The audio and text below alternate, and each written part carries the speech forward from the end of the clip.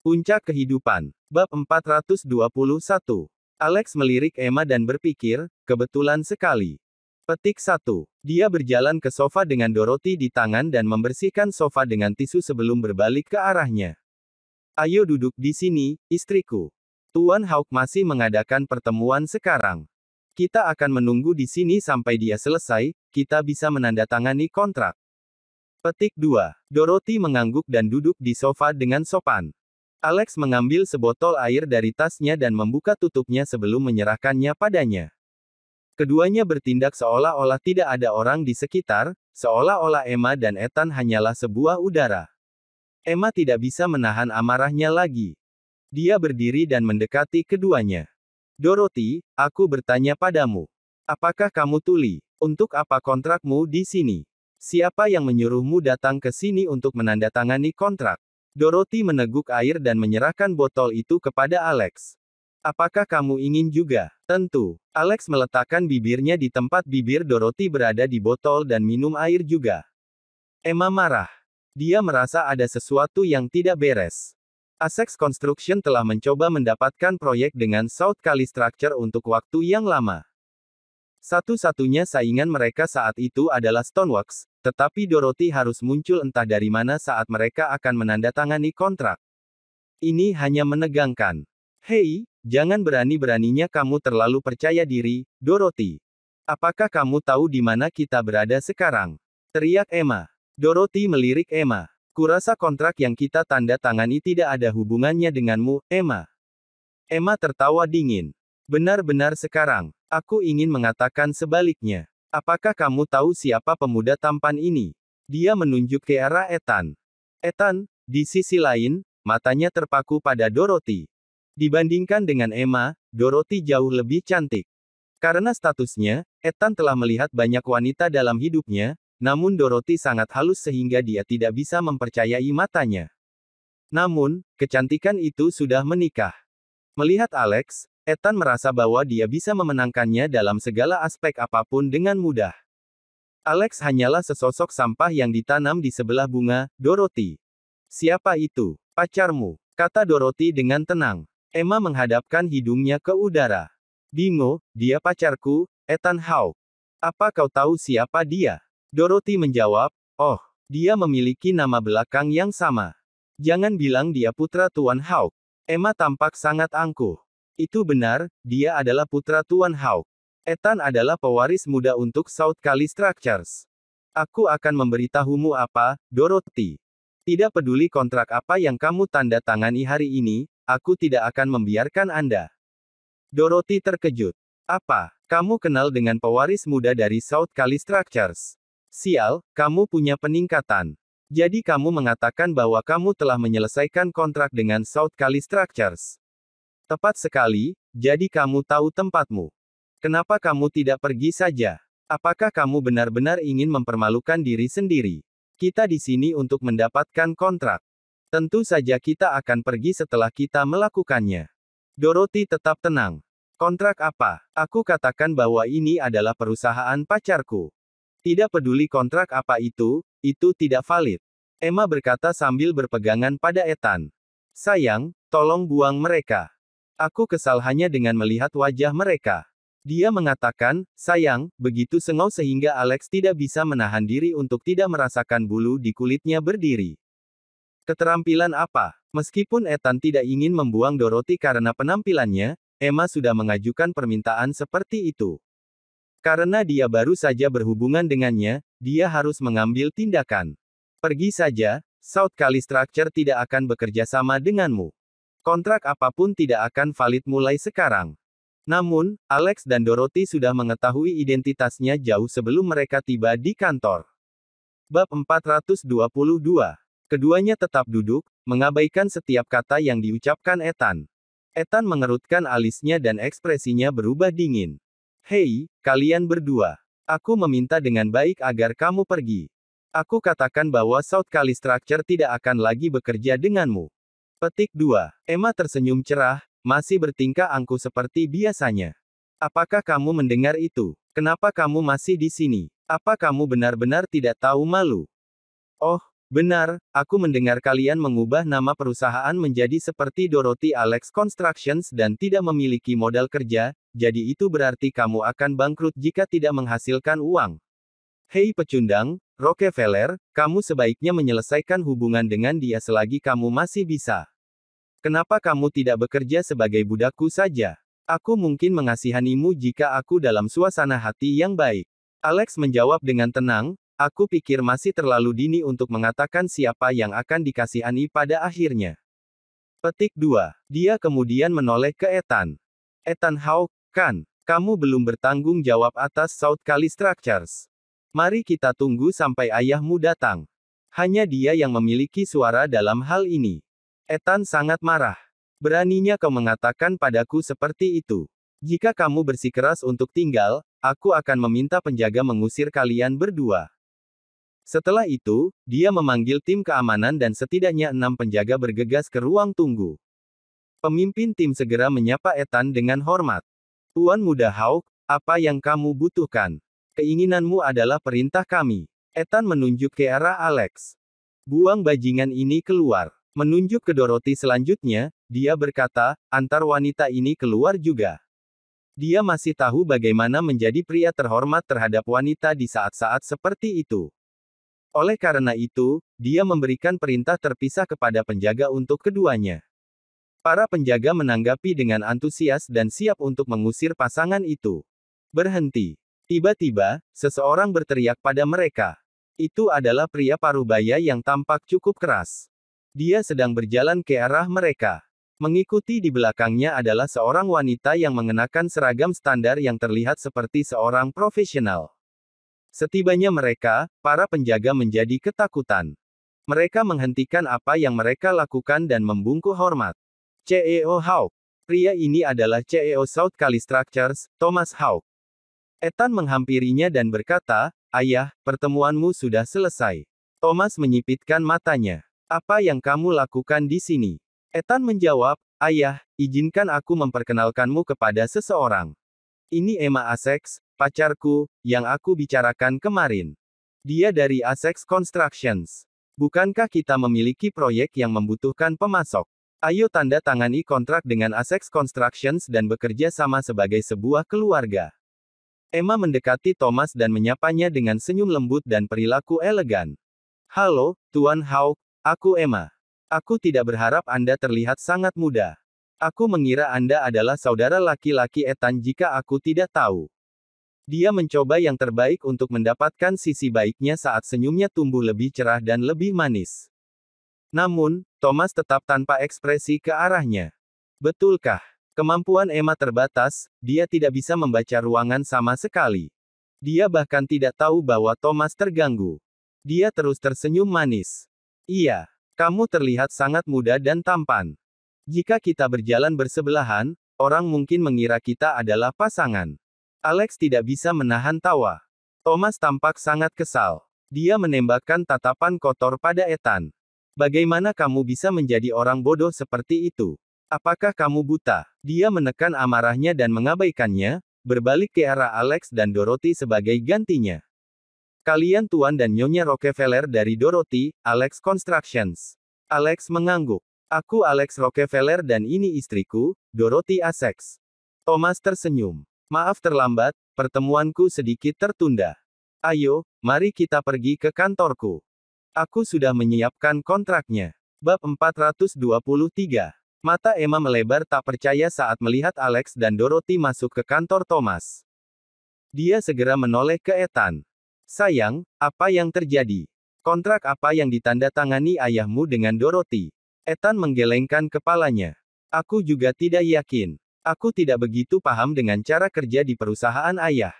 Petik 2. Emma mendengus frustrasi. Perusahaan sialan Dorothy dulunya adalah salah satu anak perusahaan kami. Mereka hampir bangkrut. Jika ayahmu bekerja dengan perusahaan kecil seperti itu, dia akan mengalami banyak masalah selama proses tersebut. Kamu harus meyakinkan ayahmu, atau semuanya akan terlambat. Ya, aku tahu, aku tahu. Ethan menolak ucapannya, jelas terganggu oleh ekspresi ayahnya tadi. Dia bisa tahu ada yang tidak beres. Alex dan Dorothy meninggalkan kantor CEO hanya setelah 10 menit. Kontrak telah berhasil ditandatangani. Sebelum mereka datang, Charles sudah berdiskusi dengan Thomas tentang detail kontrak. Mereka bahkan telah menyelesaikan syarat dan ketentuan sebelumnya dan Thomas tidak keberatan sama sekali. Pertama, dengan gelar Alex sebagai dokter ajaib dan hubungannya dengan Yowels, Sumes dan Tousan Miles Conglomerate, Thomas tahu betapa pentingnya dia di California. Kedua, Charles adalah salah satu pemegang saham terbesar di South Cali Structures. Jadi, jika Charles ingin memiliki suara dalam kontrak yang dianggap sangat kecil, itu harus menjadi masalah besar. Kamu keluar secepat itu. Kamu diusirkan. Emma memperhatikan bahwa Alex dan Dorothy telah keluar dari kantor hanya dalam 10 menit dan mulai tertawa terbahak-bahak. Bagaimana mereka bisa menandatangani kontrak hanya dalam 10 menit? Bahkan jika mereka melakukannya, itu pasti tidak signifikan. Tapi bagaimana bisa Thomas Hawk menandatangani kontrak yang tidak penting? Dia adalah CEO perusahaan. Keheningan Alex dan Dorothy hanya membuat Emma semakin angkuh. Jadi bagaimana? Yah, aku sudah bilang begitu, kamu hanya mempermalukan dirimu sendiri. Mengapa South Cali Structures bekerja dengan perusahaan kecil seperti milikmu? Dorothy, sebaiknya kamu menyewa perusahaan pindahan sekarang agar kau bisa keluar dari villa kami. Oh, aku lupa untuk memberitahu, nenek sudah memberiku villa yang kau tinggali. Jangan berani-berani menginjakkan kaki di rumahku mulai sekarang. Dorothy menoleh untuk melihat Emma, matanya dipenuhi dengan simpati. Dia ingin berbicara, tetapi dia memutuskan untuk tidak melakukannya. Yang dia lakukan hanyalah berjalan keluar dari kantor sambil memegang tangan Alex. Emma mendengus dan berbalik untuk menuntut Ethan. Sayang, sekarang ayahmu bebas, ayo masuk. Baik. Ethan memegang tangan Emma dan berjalan menuju kantor CEO. Namun, dia tidak berharap diblokir oleh sekretaris. Maaf, Tuan Muda Ethan. Anda tidak bisa masuk tanpa izin CEO. Ekspresi Ethan menjadi gelap. Sekretaris Jody, kenapa saya perlu izin untuk bertemu ayah saya? Apakah kamu sudah gila? Saat itu, suara Thomas datang dari kantor. Biarkan dia masuk, tapi biarkan Nona Essex pergi. Jody mengangguk ringan dan membiarkan Ethan masuk, tapi menghalangi Emma keluar. Nona Essex, Anda boleh pergi sekarang. Apa? Kenapa saya tidak bisa masuk? Saya di sini untuk menandatangani kontrak. Aku pacar tuan mudamu. Teriak Emma, jelas sangat marah. Jody menggelengkan kepalanya. Nona Essex, Anda pasti salah. Kami tidak memiliki kontrak untuk ditandatangani oleh Anda. Emma mulai panik. Kenapa tidak? Saya Emma Essex dari Essex Constructions. Apakah Anda tidak tahu kontrak untuk menjadi pemasok untuk Five Rings Project? Tuan muda Anda telah berjanji kepada saya bahwa kami akan menandatanganinya hari ini. Bagaimana Anda tidak membiarkan saya masuk? Apakah Anda ingin dipecat? Jody memelototinya dengan dingin. Maaf, kami telah menandatangani kontrak ini beberapa waktu yang lalu dengan perusahaan lain, bukan Essex Constructions. Apa? Jika bukan kita, lalu siapa yang menandatangani kontrak? Pengerjaan batu, konstruksi Dorothy, Alex. Apa? Mereka? Tidak mungkin, tidak mungkin. Kamu pasti salah. Silakan pergi, Nona Essex. Emma mulai berteriak. Tidak. Itu tidak mungkin. Bagaimana Anda bisa menandatanganinya dengan perusahaan jalang itu? Perusahaannya yang buruk tidak akan pernah bisa menandatangani proyek sebesar itu. Kalian pasti ditipu. Saya ingin melihat Tuan Hawk, saya ingin melihat Ethan. Biarkan saya masuk. Bab 424. Saat teriakan itu berlanjut, Ethan keluar dari kantor. Emma segera menghampirinya. Sayang, wanita ini berkata bahwa Dorothy Alex Constructions telah menandatangani kontrak untuk Five Rings Project. Benarkah? Tolong beritahu ayahmu bahwa dia tidak boleh. Hanya Essex Constructions yang dapat menandatangani kontrak ini. Bukankah kau berjanji padaku? Pergi, masuk saja dan beritahu. Ethan memotongnya. Emma, tolong pergi. Kita tidak bisa bertemu lagi. Petik 2. Emma terdiam. Apa yang baru saja kau katakan, Ethan? Ethan menoleh ke para penjaga. Jika dia tidak mau pergi, buat dia pergi. Petik 2. Iya Tuan. Emma akhirnya menyadari bahwa dia telah putus dengannya. Dia marah. Ethan Hawke, dasar brengsek. Apakah kamu tidak ingat apa yang kamu janjikan padaku di tempat tidur tadi malam? Kamu keparat. Bagaimana kamu bisa melanggar janjimu? Kamu tidak manusiawi, membusuklah di neraka. Tiba-tiba, seorang penjaga menamparkan wajahnya dengan keras. Beraninya kamu menghina tuan muda kita. Apa kamu memiliki keinginan untuk mati? Usir dia sekarang. 10 menit kemudian, dia Essex Manor. Wanita tua itu dalam suasana hati yang sangat baik. Dia mampu mengambil kembali villa tempat Claire tinggal dan mendapat kesan bahwa mereka berhasil menandatangani kontrak dengan South Calisturcher. Setelah kontrak ditandatangani, mereka akan dapat mengurangi kerusakan akibat terjatuhnya perusahaan mereka dengan Waylon Realty. Mereka mungkin dapat memperluas bisnis mereka juga. Selain itu, mereka baru saja menerima izin penjualan untuk jenis bahan bangunan baru lainnya. Jadi, mereka masih akan mendapatkan banyak tanpa 1000 daun. Saat itu, Emma menelepon untuk memberi kabar buruk padanya. Nenek, aku tidak bisa menandatangani kontrak Five Rings Project. Apa? Wanita tua itu sedang memberi makan burungnya dan kehilangan pegangan sangkar burung setelah mendengar kata-kata Emma.